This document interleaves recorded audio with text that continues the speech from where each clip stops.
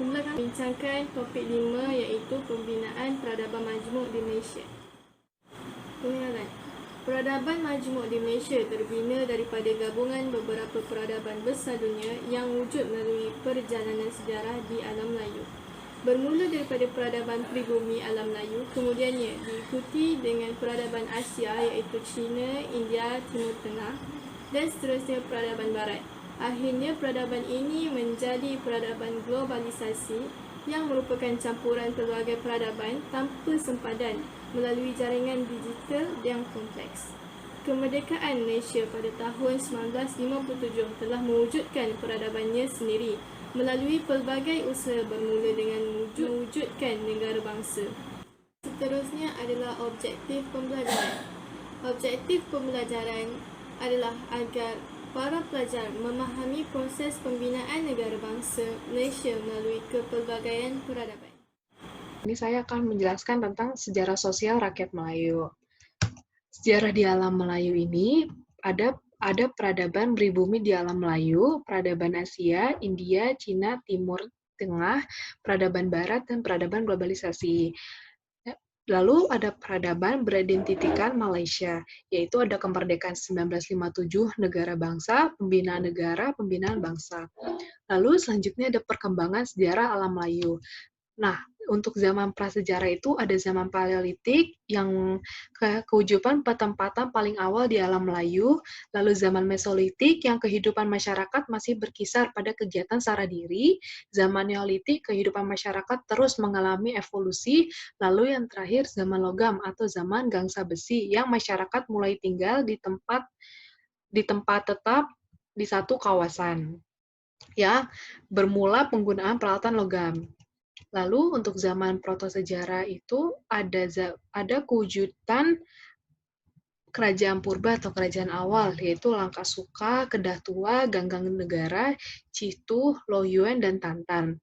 Lalu penggunaan bahasa Melayu, lingua franca, sistem politik tradisi, sistem pembesar empat lipatan, sistem jemaah, menteri, sistem penaung dinawung. Lalu ada zaman pesejarah. Zaman pesejarah ini kewujudan Kerajaan Sultan Melayu Melaka, bermula pembentukan masyarakat kepelbagian perdagangan, kedatangan kuasa penjajah daripada Portugis, Belanda, dan British. Lalu sejarah modern ini merdeka tahun 1957. Perpaduan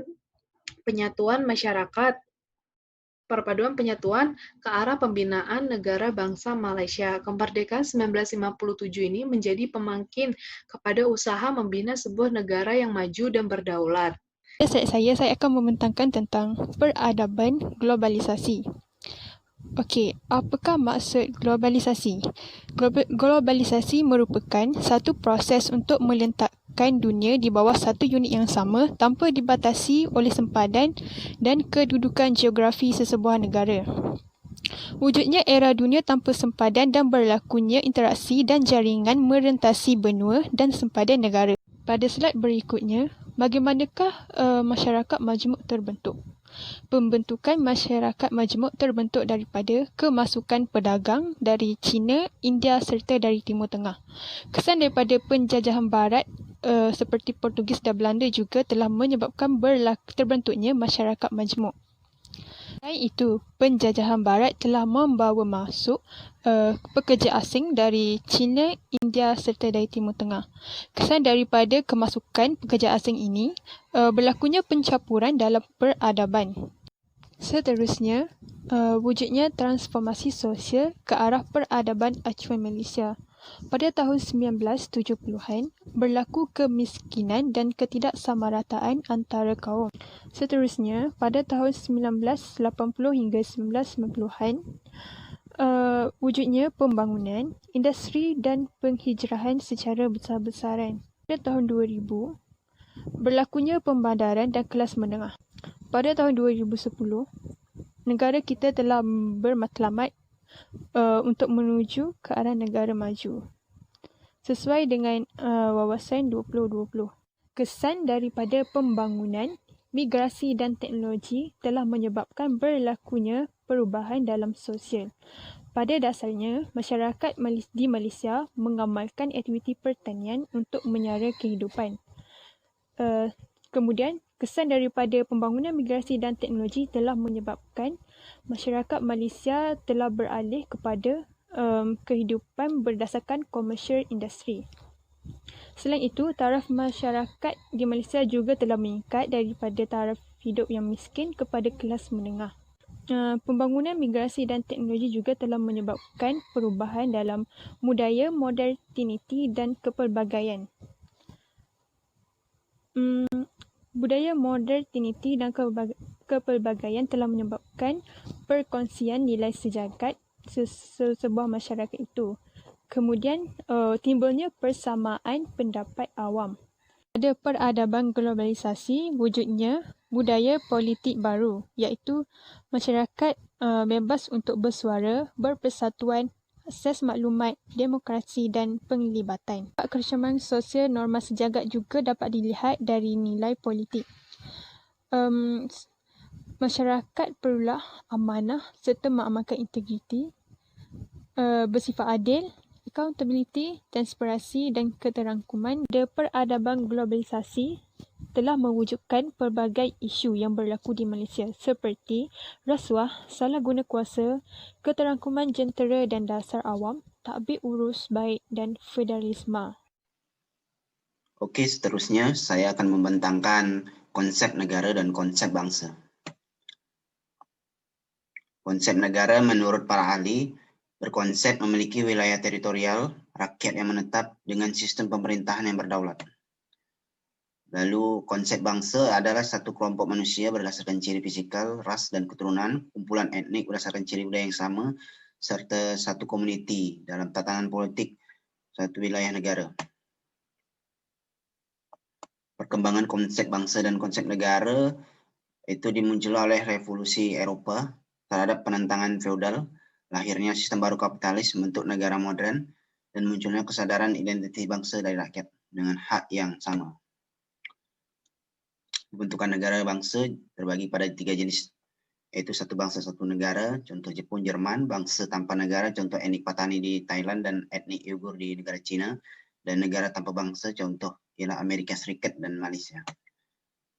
Bentuk negara bangsa menurut Wimber dan Feinstein berdasarkan pergeolokan geopolitik abad 16 adalah negara bangsa tamu, yaitu wilayah diduduki oleh etnik asal, contoh Cina, Jepun, Filipina. Negara settler, wilayah dikuasai atau diduduki oleh komuniti migran, contoh Singapura, USA, Kanada, dan New Zealand.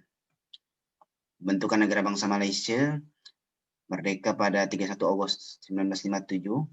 Pada 16 September 1963, Malaysia berbentuk negara Malaysia dan bukan bangsa Malaysia, menurut Abdul Rahman Embong 2001.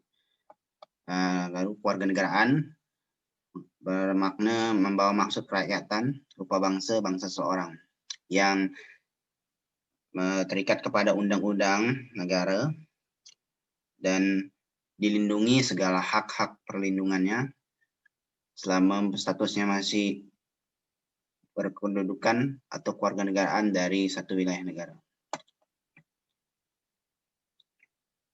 Saya akan melanjutkan pembentangan ini. Naratif negara bangsa Malaysia. Negara etno atau ethno-nationalism berpasarkan anak awatan dalam masyarakat kepelbagaian, dipersatukan di planta pelembagaan dan ruang sivik dalam governance dan pembangunan dengan keadilan, keterangkuman, dan demokrasi dalam membina negara bangsa Malaysia. Negara bangsa Malaysia integrasi. Di dalam konsep ini, anak awatan diterima dan komuniti migran diberikan citizenship. Kaum majoriti, yaitu kaum Melayu, dijadikan pasak perlembagaan. Dan selain daripada itu, minoriti diikat di pelantar integrasi. Rakyat Sabah dan Sarawak diperakui sebagai bumi putra dan dijadikan sebahagian pasak negara bangsa.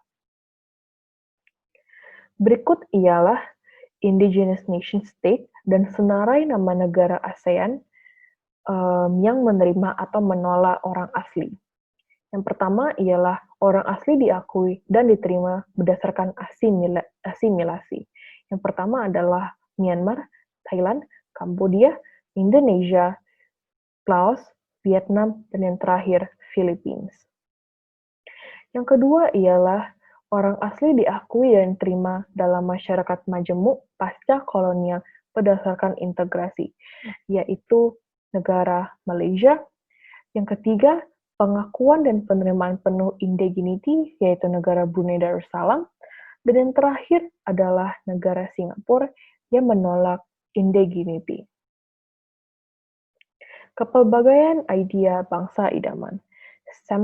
Samsul AB 1996 mengatakan bahwa negara bangsa adalah a project in progress dan contestation atau perubahan dalam masyarakat akan selalu berlaku. Untuk mencapai bangsa idaman, terbentuklah atau pembentukan dua fasa pembentukan bangsa, yaitu sebelum dan selepas kemerdekaan. Melayu Raya, negara Islam dan masyarakat majemuk adalah contoh-contoh konsep bangsa idaman. Konsep masyarakat majemuklah yang diterima oleh pihak British. Dan setelah itu, lahirnya lah konsep-konsep lain seperti Malaysian Malaysia yang terkenal ketika tahun 1960 sampai 1990, wawasan 20, dan juga gagasan satu Malaysia. Kepemimpinan Mahathir mengekalkan masyarakat majemuk. Konsep idaman ini diangkat oleh Partai Politik Bersatu UMNO dan juga PAS. Menurut Samsul, lebih banyak penekanan diberikan kepada interetnik daripada intraetnik dalam masyarakat sekarang. Berikut ialah hegemoni negara bangsa idaman dan rangkumannya. Pada tahun 1990, ada Melayu Raya, negara Islam masyarakat majemuk, dan pada tahun 1960 ada Malaysian Malaysia dan Mindum Malaysia, dan selepas tahun 2000 ada bangsa Malaysia. Terima kasih. Membentangkan tentang etos bangsa. Jadi, etos bangsa ni adalah sifat atau ciri sesebuah bangsa, budaya maupun sesebuah era tu. So, sifat yang disebutkan ni pula terbit daripada maksud semangat, nilai, idea, kepercayaan ataupun pegangan hidup sesebuah masyarakat tu. Jadi, pengertian tersebut kita boleh ringkaskan kepada maksud budaya sesebuah masyarakat. Beralih kepada etos nasional. Etos nasional ni adalah bermaksud ciri-ciri unik masyarakat setempat yang mengikat individu lain dengan individu yang lainnya dan yang mengikat rakyat dengan negara melalui proses perkongsian nilai, perasaan, semangat, kepercayaan dan identiti bersama. Ini adalah maksud etos nasional menurut Muhammad Mahadi Ismail 2015. Kalau kita tengok ikut konteks Malaysia, Tun Dr. Mahathir melihat bahawa pemupuan etos bangsa dalam kalangan masyarakat adalah kaedah yang kita boleh gunakan untuk membentuk bangsa Malaysia. So, kita balik pada etos simbolism bangsa. So, untuk kita ukur konsep identiti nasional tu adalah sukar dan sulit. So, kita boleh tengok dalam bentuk dan juga intensiti negara itu sahaja. Konsep bangsa Malaysia ni dia meraihkan kepelbagaian budaya dan tak menjadikan kepelbagaian tu sebagai penghalang kepada sesuatu identiti nasional. Malah identiti nasional berdasarkan kepelbagaian budaya tu dianggap seperti sesuatu yang perlu kita raihkan. Jadi setiap bangsa kita boleh tengok ada warisan etnosimbolism dia tersendiri. Contohnya seperti bendera ataupun bahasa yang digunakan, pakaian, jenis-jenis muzik, makanan dan sebagainya. Yang terakhir, geopolitik negara dan perubahan politik. Kita boleh lihat daripada pelbagai perspektif tentang negara bangsa ni.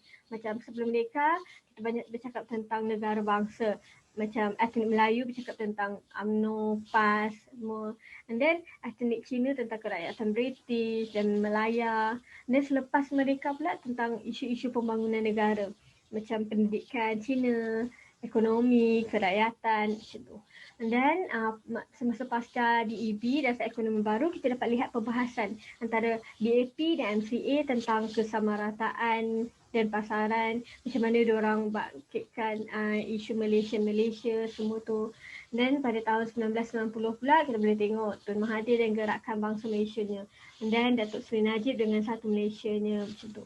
Dan pada tahun 2018 PH dengan gerakan Malaysianya, iaitu macam ada kesamarataan, kebebasan, hak asasi macam tu. Itu sahaja dari kami.